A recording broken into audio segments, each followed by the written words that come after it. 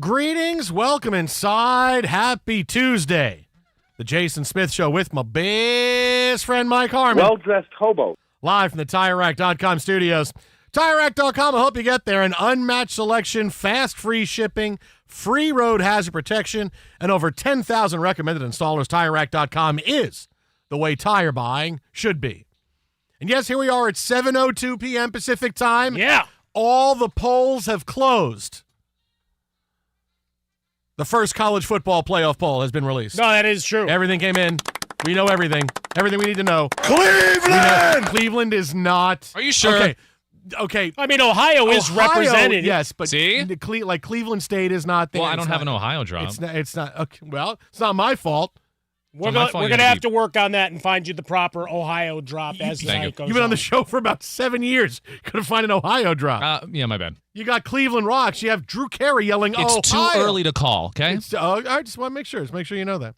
I mean, he doesn't even have a guy yelling "Who Dey." No. Now, I just wanted, before we got just here, obviously, look, we're going to talk sports tonight, everything going on, tons of stuff to get to.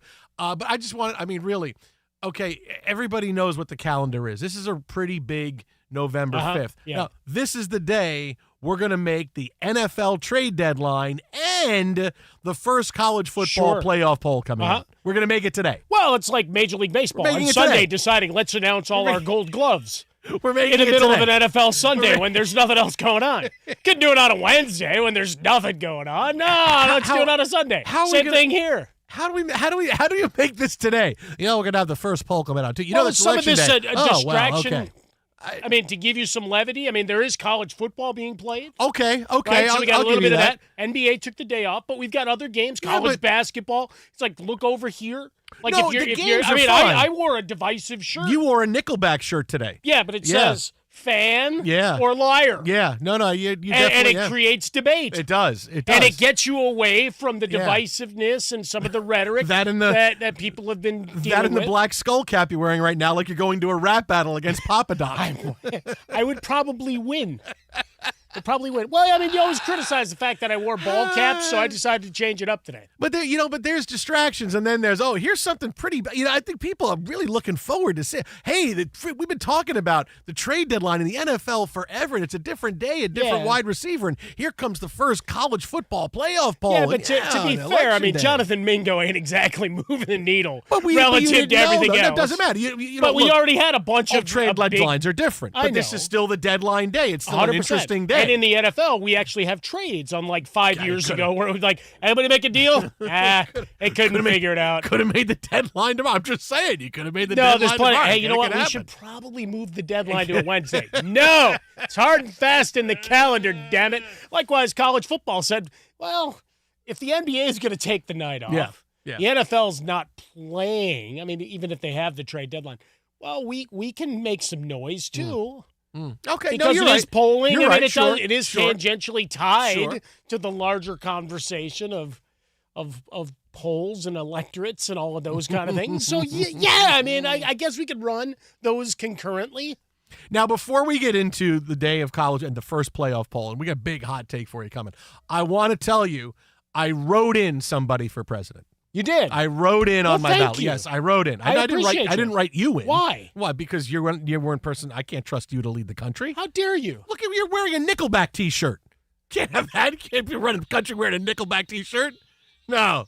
Come on, man. I bring people together. There's certain Rubicons. We're all wrapping our arms around this. No, you just said 8 seconds ago, it's divisive. I'm divisive. It's divisive. No, now I'm wrapping arms around everybody? No, because it brings people to the table for a conversation. It's not. Because, hey, man, 50 million people bought records of Nickelback, okay? They may try to disown them now, but they bought them. They did. You would be a great politician. But you just said you were against that 5 seconds ago. Yeah, but I changed my mind. You don't really want me to go through that. I changed my mind. Because I'll start going into the actual election state by state if you want to talk about that. I changed my mind. Hey, my opinion changed. The information changed in those 3 minutes, so I changed my opinion.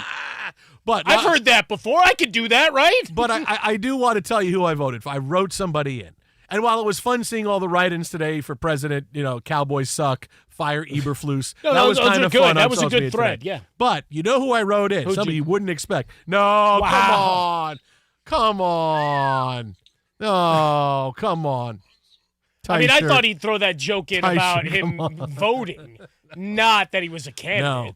I voted. I'm Wilford Brimley, and I'd like to talk to you for a few minutes about diabetes. I did not vote for Wilford Brimley. I did not vote. Though, hey, he was a great manager once upon a time. Brought the Knights to 39 pennant. He was great. No, I voted for former NFL quarterback Alex Smith. For Alex Smith? I wrote in Alex Really? Smith. Yeah, I did. Well, he's got a great story. Obviously, the stuff he's overcome. Comeback the kid, NFL absolutely. so much, the injuries we love he overcame. a comeback, yeah. But there was one reason why I voted for him, and I thought about this when I thought about how would Chris Berman announce why someone was voting for Alex Smith. Okay, I'll bite. Ask me. So Boomer, why'd you Boomer. Yeah. I mean, all these years, you watched Alex Smith's career. You watched the rise. Yeah. He was a number 1 overall pick.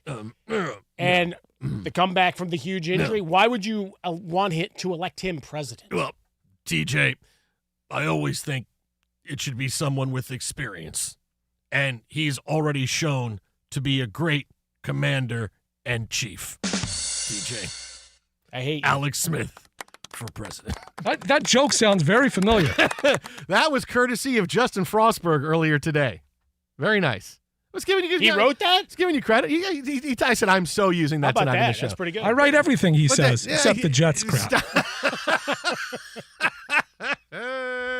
But I dug that. I said, I'll write in Alex Smith, great commander-in-chief. Now, the college football playoff poll first college football playoff poll has been announced. Mm-hmm. And is not a lot of surprises. No. You have Oregon at the top, which is to be expected, 9-0, followed by Ohio State, Georgia, Miami, Texas. There's your top 5. Mm-hmm. Then you get outside the top 5. Again, teams you would expect. Coming off the loss, Penn State is still in the top 6. All the stuff we've talked about with Penn State, for instance, where, hey, they can afford a loss because they don't have anything. And seriously, they dropped to number 6. Mm-hmm. Then you have Tennessee, Indiana, BYU, Notre Dame, Alabama, and Boise State. That's who covers the top 12. Then just outside, SMU, Texas A&M, LSU is right there, Ole Miss, Pittsburgh, Colorado, Kansas State. So that's kind of where you get a lot of 1-2 loss teams sitting outside 1 through 12.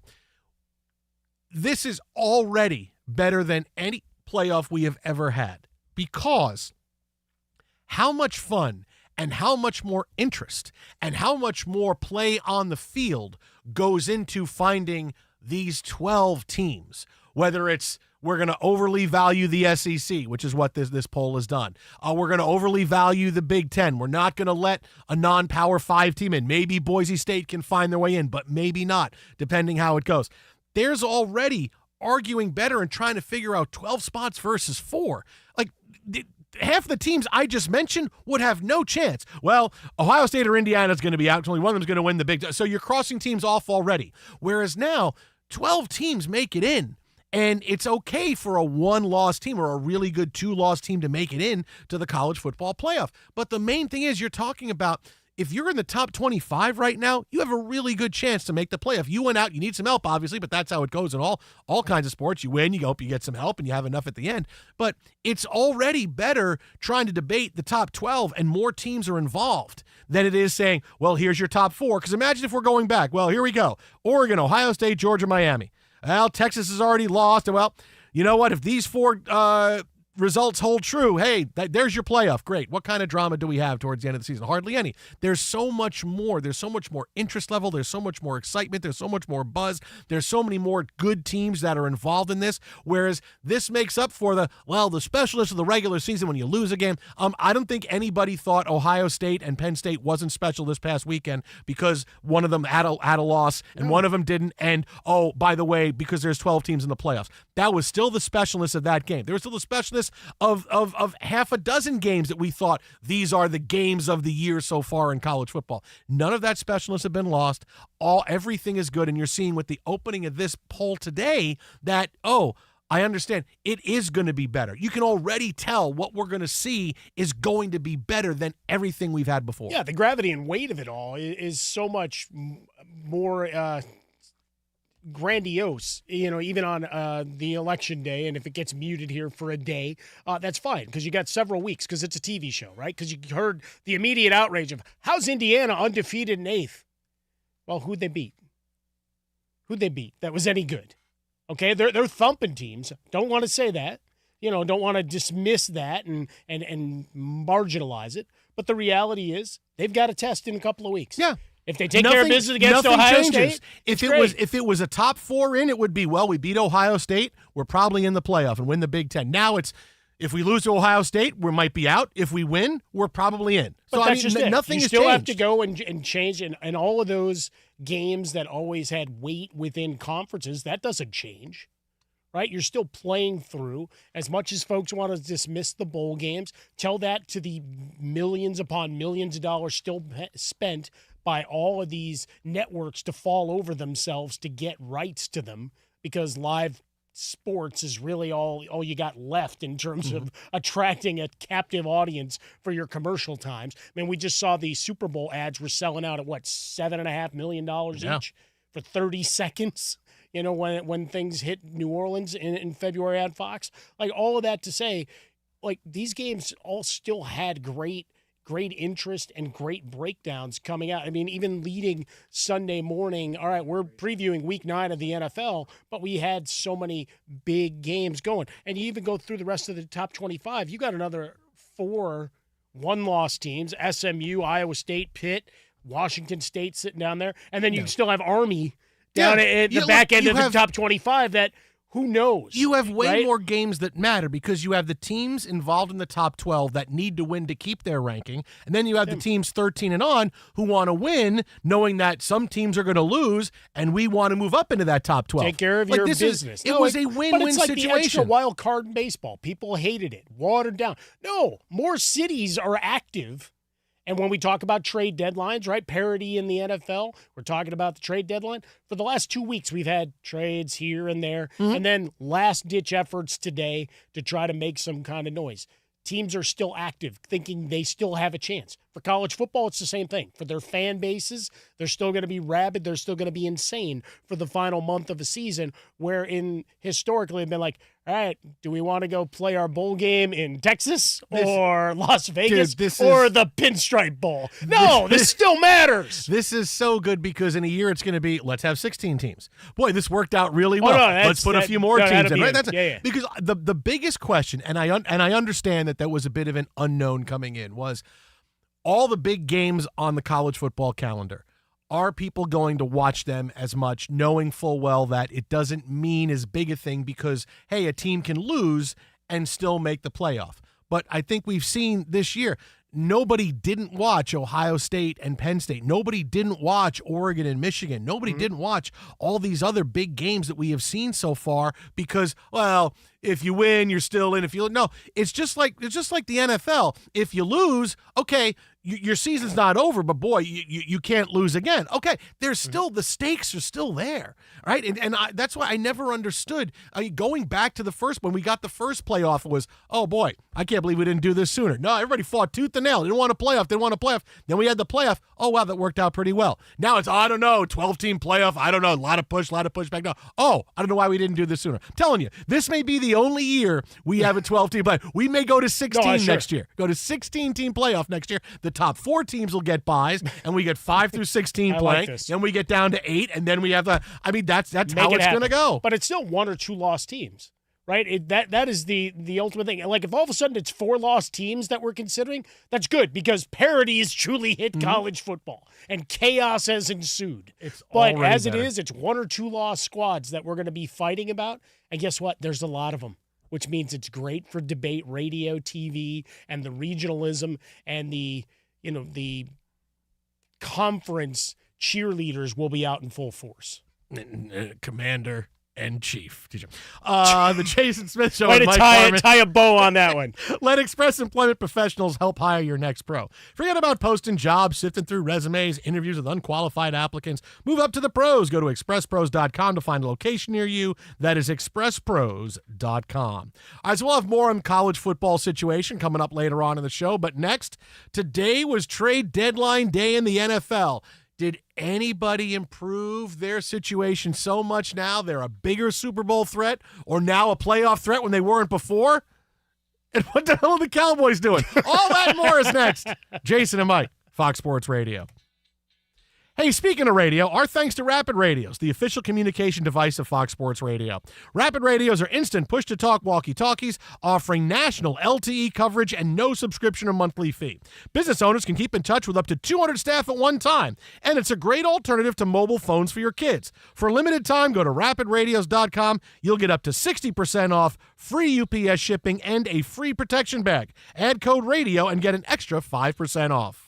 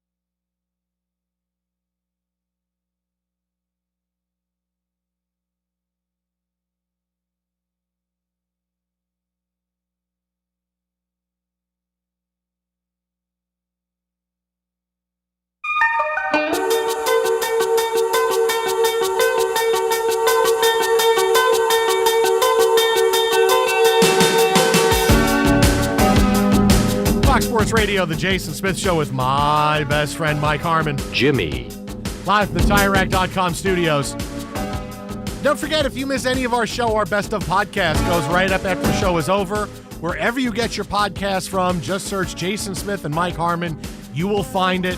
Download, rate us, subscribe. We'll love you forever and ever and ever again. Wherever you get your podcast from, iTunes, iHeartRadio app, doesn't matter. It is there. Search Jason Smith and Mike Harmon. Follow us, download. Thank you so much for your support. We love putting all this content out for you every single night here on the show. And, the Wizards who decided, hey, man, we're going to put the college football playoff poll up against Election Day, and, hey, we're going to make the NFL trade deadline up against Election Day. Okay, let's go. Alternate programming, man. I understand.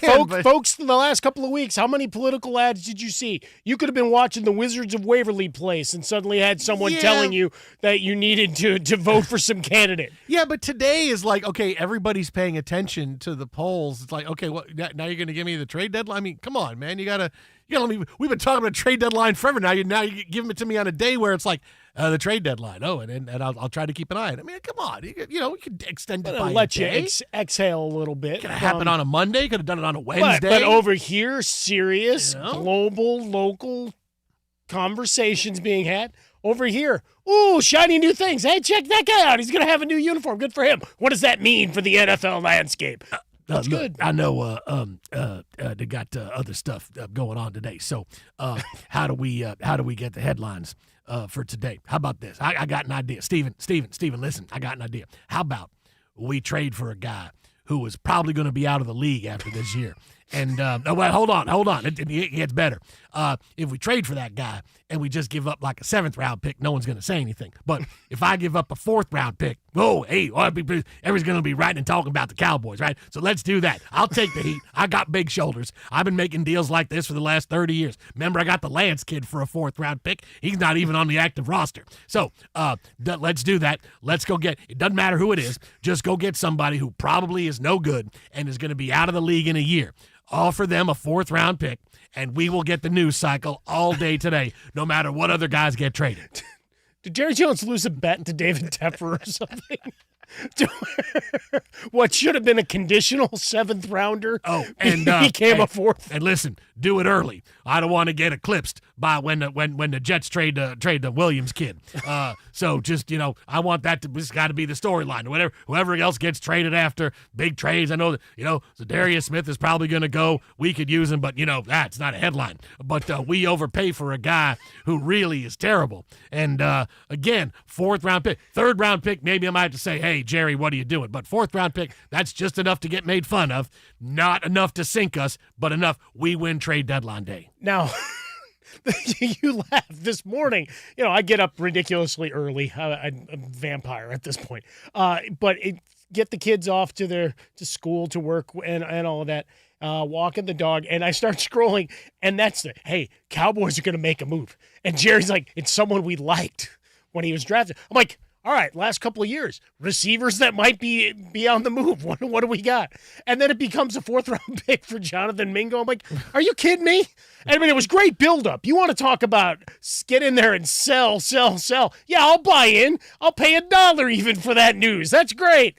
Jonathan Mingo for a 4th round. The Cowboys say this is where our path to glory is now. With Dak likely going on IR, yes. We'll get to that coming up in a few minutes. No, the guy we're going to go out and get, not Mike Williams. We're going to go out and get somebody who really was probably going to be out of the NFL after this year or trying to hang on with somebody in camp. Because Jonathan Mingo is a 2nd round draft pick a year ago. He never flashed at any point last year for the Panthers. He can't get on the field now. He can't get on the field now. There's an undrafted rookie playing ahead of him. Deontay Johnson got dealt. Adam Thielen's been in mothballs. He's hurt. And he can't get on the field. So what does that tell you, man? I mean, what does that tell you about this guy? Yeah, I get, we go back to his draft grade. Yeah, but stuff has actually happened. I mean, he's not even like Malachi Corley, who gets in for a kiss. See what I did there? This is, I got a drive-by Jets joke. This is like the person you have somewhat of a crush on, and you're like, boy, you think they're great, you think they're awesome, but for some reason you never dated, whatever. It's okay, great. And then like a couple of years after, you run into them and you go on a date and you go, oh, boy, I was going back to the person I thought you were a couple years ago. Do we need your music just out of a real life experience? And now I don't. Wow, I think this is the last date we're gonna have. I think it's what things change in 2 years. Things change. They absolutely change. But yeah, the build up this morning, and it started getting retweeted by all of the insiders, and Jerry said this, and it was like, all right, what are they gonna do? They're making a big splash. It's Mingo. I mean, it's not Ming the Merciless. Mingo. Jonathan Mingo and now more people know him. The only people who knew him before today were fantasy players in Dynasty who drafted him last year, like in the second round. He's gonna break through, man. Well, he's a receiver that was drafted in the second round by a team. Okay, and look, it's not. And the thing is that it's not that this is so unbelievably out of left field for Jerry Jones. This is what he does. I mean, this is what Jerry Jones does. That's the sad reality of it. And I'm only saying it's maybe only a 75% chance this deal was made on the up and up, and maybe only a 15% chance really it was, well, if we give up a 4th round pick, more people will talk about it and say it's a bad deal. Like, it's maybe 75, maybe only 25% chance that actually happened. But the fact that they go out, it, though. I think we say, hey, can't win the Super Bowl. It's election day. Listen, we got to get more people. I saw more people were talking about me than about Harris and Trump. Just so we know, but it was there. I didn't read it. Steven read some stuff to me. He didn't tell me a lot of words. He's kind of skipped over. You are fake news. But I was trending more than they were. You want to talk Vegas sleight of hand right here? Not me. Not running for anything. Look over here. No. I don't get the outrage. This is what Jerry Jones has done. He gave up a 4th round pick for Trey Lance. He gave up a 1st round pick for Amari Cooper. Devontae Adams just went for a 4th round pick, and he's one of the top 4 receivers in the game. Well, you saw Hopkins impact for the Chiefs last night, right? Yeah, 5th round pick. Yeah, this is how trades are done, but this is not how Jerry Jones makes trades. And this is another reason why the Cowboys are where they are for going on 30 years right now, because I'm going to give up assets I don't need to. I'm going to overpay for guys I don't need to pay for. I'm going to do this. And you hear the same broken record all the time. Jerry needs a GM. It's not happening, okay? Eventually, the day will come where Jerry Jones is not making trades like this and somebody else is in control of the franchise. That day is not today, and that day is not going to be anytime soon. No. He is still going to do things. They shouldn't be surprising. When I saw Jonathan Mingo, and I said, I laughed out loud. I said, did we traded a 4th round pick for Devontae Adams? Like was this where Jerry just said, Bernice, hold McCalls, don't let anybody get in? And he called Tepper right away, and nobody knew, no football people in on the call. Hey, I need a wide receiver. Oh, we got the Jonathan Mingo. We drafted in the 2nd round a couple years ago. I remember his name. Yeah, I could let you have him for a 4th round pick. Deal. Let's do it. Did he have a really big game against Arkansas or something to where Jerry would remember him? Did he keep them out of a bowl game? Well, you know what I mean? Like, that guy crushed us. I mean, look, this is. I mean, you can't be surprised at this because this is what Jerry does, and it's part of what happens when you know you're not going to win anything. You are going to try to win the battle for attention and relevance. The Cowboys and the Lakers are in the same boat. They know they're not championship teams, so they try to win the battle of relevance and to be talked about and to still have the status of being the big, bad franchises, the most popular franchises in each of their respective sports. And they know it's a weird way to do it, and it's not a way that endears themselves to fans, but we have to be that team. And here you are on trade deadline day. Jerry Jones wins trade deadline day. Why? Because we're talking about this more than we talk about any other trade going on. Not that there were other so large trades, but we're talking about a trade for a guy that most people haven't heard of, and yet Jerry Jones has found a way to make it about him. This is what the Cowboys and the Lakers do. Let's go get Bronny James because we'll win the war of relevancy, right? You can see their strategy. When teams know we are not a championship team, some are so desperate for the attention, they go out and do whatever they need to.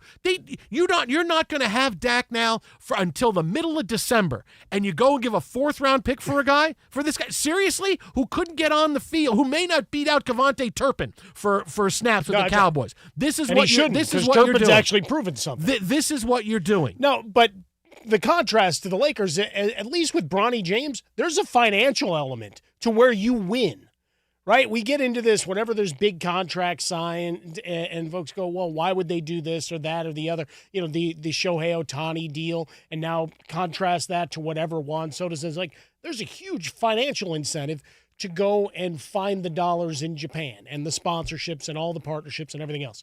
There's all of that. For Bronny James, $8 million guaranteed. You could talk about the salary cap and how they might have played some funny games there with LeBron's deal and everything else. That's fine. But it's going to be worth more than that to them. Mm-hmm. Without a question. Jonathan Mingo doesn't do any of that. The only headline it wins is, here's the latest in a long line of idiotic moves from Jerry Jones just because he can. Yeah. Right? Why did you do that? Because I could. Because, honestly, it's not like this was a move made where the Cowboys were close, but they had a big injury, and this is how they filled it, and they filled it badly. This is a move done a day after you know you're not going to have your quarterback for the next month and a half. You're starting your backup who can't put points on the board. You can't run the football. You're 3-5, and yet we're going to give up a draft pick of a 4th round, which is generally now accepted to be someone who's going to come in and start for you. Not going to be a superstar, but you gave up a draft pick of someone who's going to come in and be a starter for a guy, again, who couldn't get on the field for the Panthers. I could get on the field for the Panthers. I can get out there and say, I mean, you do have panda hands. But I can run you short. Just did jazz hands. Dude, I get out there and I can run short patterns. I'm like Wes Welker, man. Wes Welker never ran a pattern his entire NFL career. I could just find the soft spot, put my hands out, throw it to me, 7 yards. 7 yards every single play. As soon as you secure the ball, you just shut your eyes and pray you don't get blown up by the free safety. I just turn and dive to the ground. Oh, like that's I turn and dive to the ground. Okay. Yes, that's I turn you and do dive. the Peyton Manning free rush. I always go forward. Always go forward. So that's what that's why this trade, when you see it and people want to pull their hair out, but it shouldn't be surprising because Jerry Jones does stuff like this. He has done, and now he's doing stuff to the detriment of his team just because, hey, we make a headline on trade deadline day, and it looks like I'm doing something. But just real quick on the Cowboys on the grandiose scale, right? Micah Parsons making some noise talking about Saquon Barkley and everything else, and that's great. He comes back to the field. Bland is coming back. They sucked when those two guys were running around the defense before. So I started saying, well, they make this move. It really doesn't matter because these guys are coming back and the defense is going to be that much better. Go back. Remember, the Saints were good against them with those guys on the field. I'm telling you, look, this is Jerry. The Saints. It's Jerry jerrying, right? This is what he does. And this is why I'm going to give up a starting caliber player for a guy that I may or may not even get on the field for us, who may or may not have been in the league a year from now, and in a year where we should just be tanking to try to get the highest draft pick possible. Because as much as I gave Dak this money, I'd kick him the hell out for Deion and Shedeur Sanders. There's a million times a year we said, like to be a fly on the wall. Wouldn't you have loved Hey, Mike, I got you, guy. Hey, Steven, listen, don't get mad at me. Don't get mad. I've got to promise not to get mad. Okay. If we're bad enough, who would want Dak in the offseason? Who? Just tell me who. Because I could go and CD too. Like both of them. Like who? Because it's a lot of money to bring in Shedeur and Deion. Like I got to take money from the salary cap to pay him to come and coach the Cowboys. Just so you know. I just quietly kind of look around the league and see what they're thinking about that. Exit out about a Fresca, exit Swollen Dome, the Jason Smith Show with Mike Harmon live from the TireRack.com studios. Right now, a man who actually advised Jerry Jones to give up that 4th round pick. It's Isaac Lowenkron with What's Trending. Interestingly enough, I actually have Jerry on the line right now reacting to your impression of him. Settle down just a little bit. I don't have the patience to jack with you today. In all seriousness, that's the first time I've heard you do your Jerry Jones impression. It's very, very good, by the way. How about that? Thank you. Thank you to the Lowenbrow kid on the side there. That was nice. That was good. Tonight, let it be Lowenbrow. I remember that from the 1970s. I was at a party once, and Catherine Bach came up to me and said, "You know about this Lowenbrow?" I'm telling you. I was talking to Lonnie Anderson, and I said no, and I tried the Lowenbrow, and it was pretty good. So I got to say, I always remember that tonight. Let it be Lowenbrow. Catherine Bach back in the day. Absolutely. And Lonnie Anderson, it was actually for a party for the Battle of the Network Stars, as it was. Oh, I like it. Oh, no. There we go. I was at Battle of Network Stars when I met Julie Christie. That was back in the heaven can wait days. I tried to make the movie about the Cowboys, but it was about them in the Super Bowl. Didn't know if they were going to win, so I said no. Did not have a Julie Christie reference No, on the bingo board tonight. Boom. That was all same party I met Martha Stewart. Only about 15 seconds away from a Gina Lola Brigida reference. So we'll. Hey, man, we're just getting warmed up. I didn't make the Martha Stewart book. She left me out. I know I'm in there somewhere, but she left me out of that new book. I guess that's okay. You'll be in the movie, Jerry. Am I still online? Hard to say at this particular point. The first college football playoff rankings, fellas, of 2024 revealed earlier this evening. At number 1, we've got Oregon, Ohio State number 2, Georgia is 3rd, followed by Miami and Texas, and then rounding out the top 10, Penn State, Tennessee, Indiana is 8th, number 9, BYU, and then Notre Dame. World champion Los Angeles Dodgers revealed today that Shohei Ohtani suffered a torn labrum in his left shoulder when he was hurt in Game 2 of the World Series. He underwent successful arthroscopic surgery today and is expected to be ready for spring training. The NBA suspended Philadelphia 76ers star Joel Embiid 3 games without pay for shoving a member of the media in the locker room after a game this past Saturday. While in the NFL, at the trade deadline, the Pittsburgh Steelers acquired linebacker Preston Smith from the Green Bay Packers. They also acquired receiver Mike Williams from the New York Jets. The Washington Commanders acquired cornerback Marshawn Lattimore from the New Orleans Saints. Back to Jerry and Mike. Sorry, back to Jason and Mike. Thanks a bunch, Isaac. I appreciate it. Again. See you at the Star. Can't get Lowenbrow anymore. Can't get it anywhere. Tried to find it. Can't get it. No, can't get it. Thank you very much, Ilo. The Jason Smith Show with Mike Harmon live from the TireRack.com studios. That's your trade deadline, Jerry Jones Day in a nutshell. Lowenbrow. Coming up next, didn't also have a huge suspension for one of the NBA's biggest stars on my bingo card for today, but we exactly got that. We have that coming up next right here. Jason and Mike, Fox Sports Radio.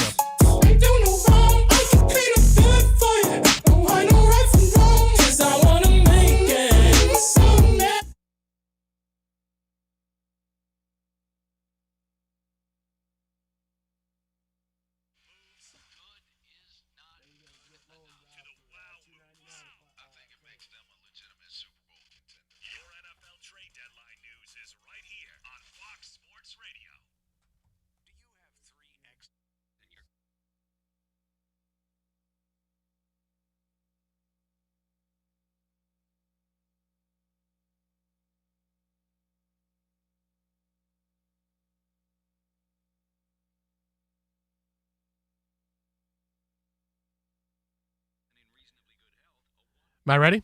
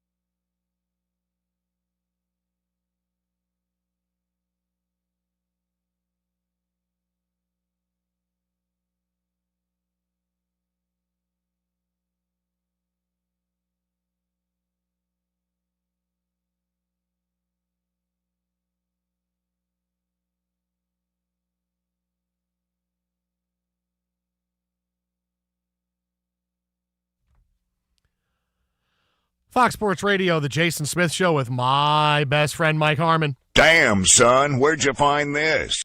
Live from the TireRack.com studios. We're here on Election Day. We had big-time sports news all day. We talked about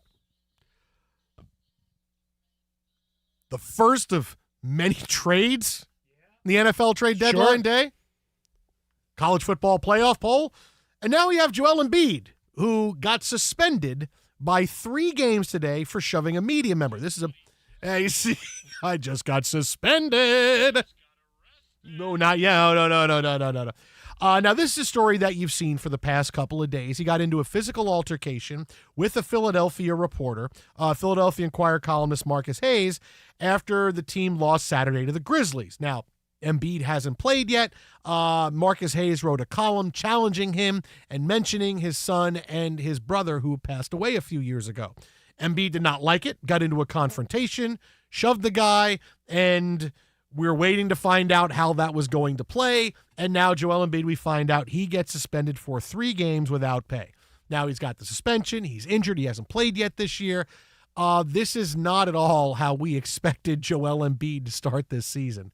And just going back from him the last couple of years, like there's a smaller take before we get to the bigger take on him, is that when's the last time he really seemed happy playing basketball?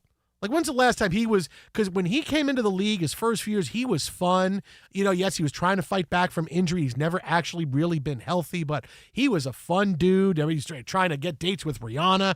And every catching time, fly balls in the home run derby. And every right? time you see him now the last couple of years, it's a headline that, oh, here's Joel Embiid. Here's a fight with a columnist. Here he's not playing beginning of the year. He's upset. I've done so much for this blanking city, the big quote that came out over the weekend. He didn't play a lot in the Olympics. Very quiet. How happy was he to play there? Going back, the officiating is always a big thing for him, not getting officiated well. He's hurt a lot. He can't stay healthy, so that doesn't make him happy. Like, I want the guy to just be happy.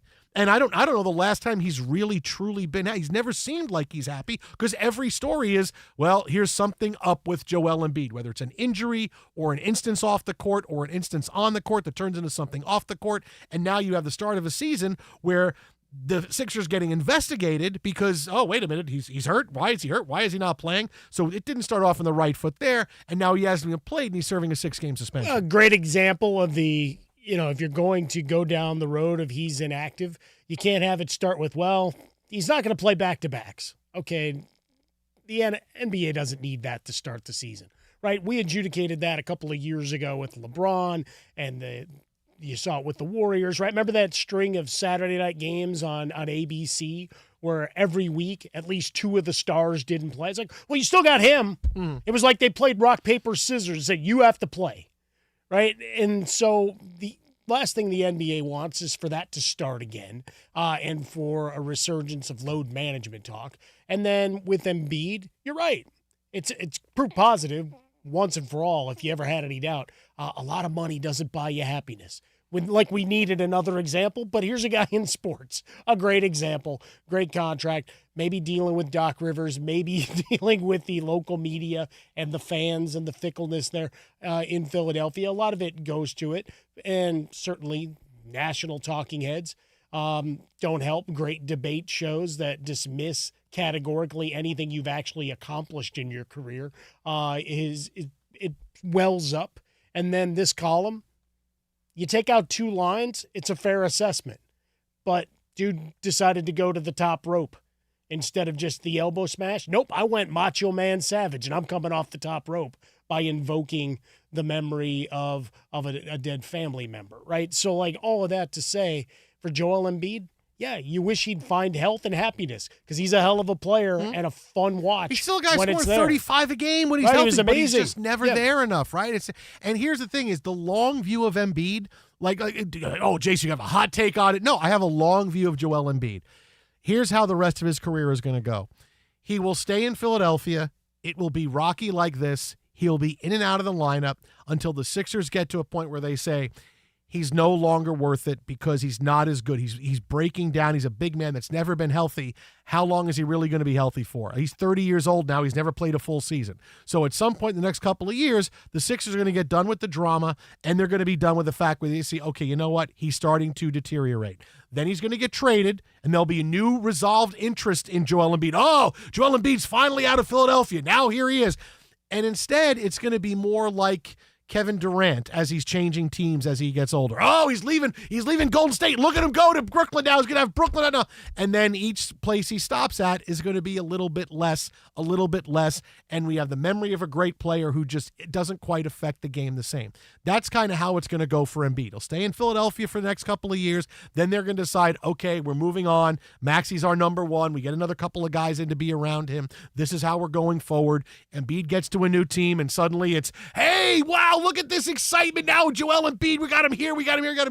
And he's going to be okay, but again, he's going to be injured and not in the lineup, and then he'll bounce to another team, and I don't know. Is he still in the league when he's 35 with all these injuries? I can't say he's going to be in the league at that point, but that's how it's going to go for Joel Embiid. 2 more years on his deal before the player option and then unrestricted free agency. And I have to ask the obvious question for all of America, since you thumped on this desk and canvassed like you were running for office to get Joel Embiid in a Knicks uniform. No, we have Karl Is this Anthony because Towns he's now. not It's okay. here because Julius Randle isn't there to be traded anymore? No, it's so fine. now it's like, to hell with this guy. He's going to No. be just an average schmo for the next couple of years, and then he's done. We got Big Bodega now. I'm fine. We have Big Bodega. We're good. Because, I mean, you We're all really good. did sell hard for Embiid. Now this comes up. By the way, his first game back, it's going to be against the Knicks as the NBA Cup begins. What do you got, Frostberg? The NBA league office, guys, is so damn soft. Okay. How the they hell always is this have a been. punishment? You want to punish Embiid, you make him play 3 games. There is that. 38 minutes a night. You got to play the entire fourth quarter, Joel. You sat out a lot in the second quarter. Get this, you have to play with the twos as well. That's how it's going to go for Joel Embiid. Hey, coming up next, we have 2 big stories that broke tonight in Major League Baseball. One is Shohei Ohtani. The other one's Juan Soto.